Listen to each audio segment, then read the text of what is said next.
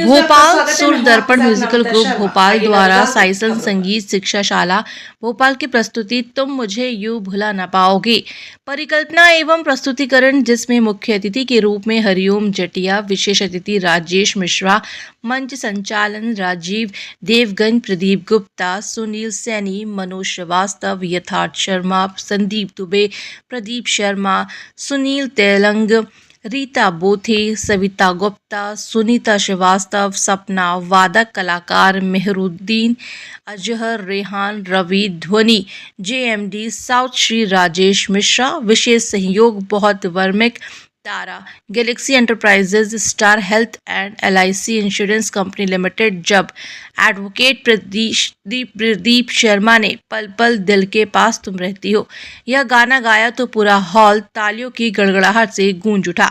इस अवसर पर सभी ने अपने अपने संगीत की छटा बिखेरी।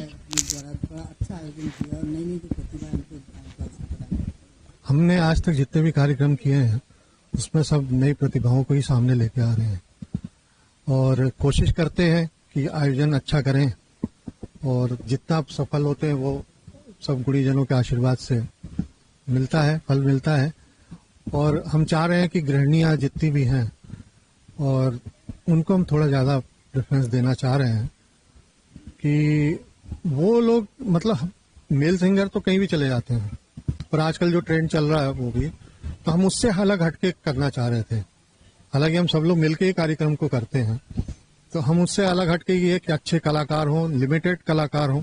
अभी जैसे हमारे सिर्फ 11 लोग हम लोग गा रहे हैं, मात्र 11 लोग हैं हम लोग, ये हमारा परिवार। और ये 11 लोग मुझे मेरे ख्याल से 3-4 साल से हम लोग कंटिन्यूस 11-12 लोग रहते हैं परमानेंट।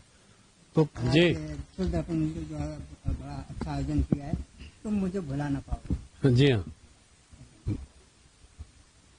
हाँ, ये बात आप सही कह रहे हो। और जैसा अभी जटिया साहब ने बताया कि कोई भी कार्यक्रम जो है वो छोटा या बड़ा नहीं होता, तो ये वास्तविकता यही है कि कोई छोटा बड़ा कार्यक्रम कोई नहीं होता। हर कार्यक्रम होता है। जो कार्यक्रम मन से किया जाए, दिल से किया जाए और लोगों को मजा आ जाए, भले ही उसमें श्रोता 2 बैठे हों लेकिन उनको मजा आ गया तो समझ लो कार्यक्रम सफल है। और आपके मतलब पंडाल में 10,000 आदमी बैठा है और कार्यक्रम बोर है तो उसका क्या औचित्य है। तो कोई छोटा बड़ा कुछ नहीं होता, सब अच्छा रहता है। और मैं समझता हूँ कि मैं संचालक भी रहा कल्चर में, सेक्रेटरी भी रहा कल्चर का।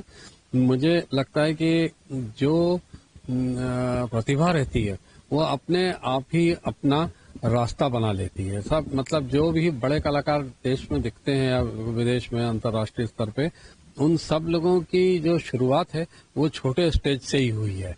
और इसलिए मैं ये बहुत अच्छी चीज है। अब जैसे मान लीजिए कुछ लोग जैसे प्रदीप शर्मा है तो अब ये एडवोकेट है, तो अब ये प्रोफेशनल गायक नहीं है, तो ये अपना शौकिया गा रहे हैं। लेकिन जो लोग प्रोफेशनल गा रहे हैं तो वो लोग धीरे धीरे करके अपना राह बनाते हैं, ऐसा नहीं है। मेरे यहाँ देखिए बहुत सारे ऑर्केस्ट्रा जो हैं अपने भोपाल के, ये सब कलाकार ये साल भर यही करते हैं, मतलब इनको काम मिलता है ऑर्केस्ट्रा का। तो ये देखिए कि वो जो इनकी का जो हुनर है तो वो इनको नाम भी देता है, शान भी बनती है आपकी और आर्थिक लाभ भी देता है। तो ये बहुत अच्छा काम है।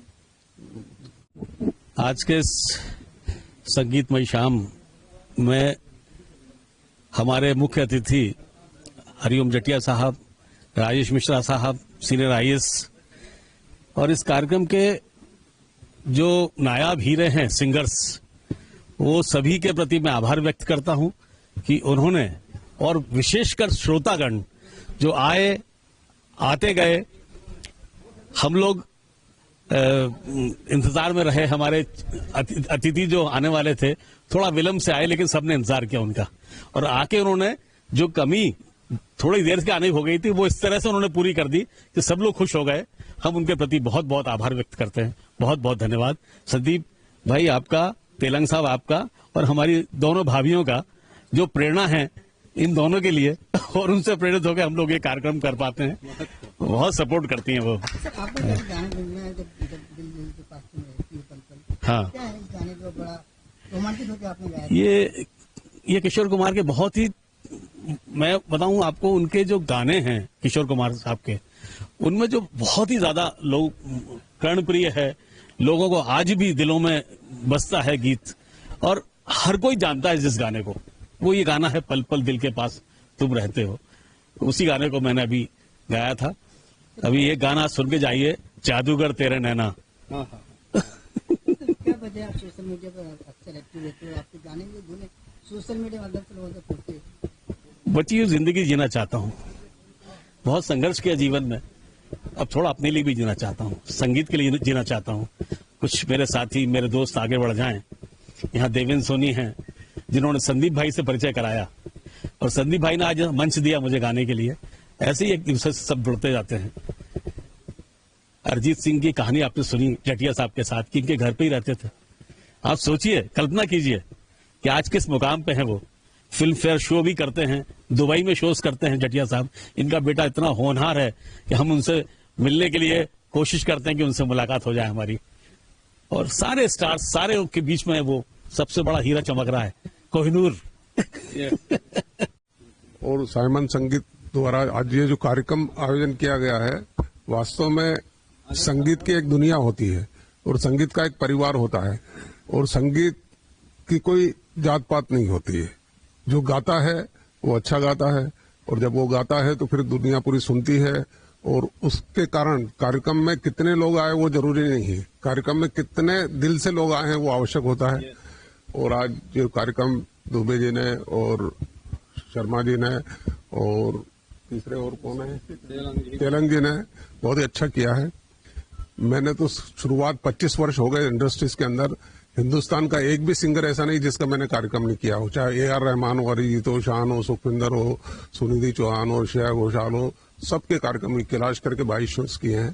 तो ये शो बिजनेस के अंदर कलाकार को मंच देना। सन 2009 में अरिजीत सिंह मेरे घर पे ही रहता था भोपाल में, फिर मैंने उसको फेम गुरुकुल में भेजा।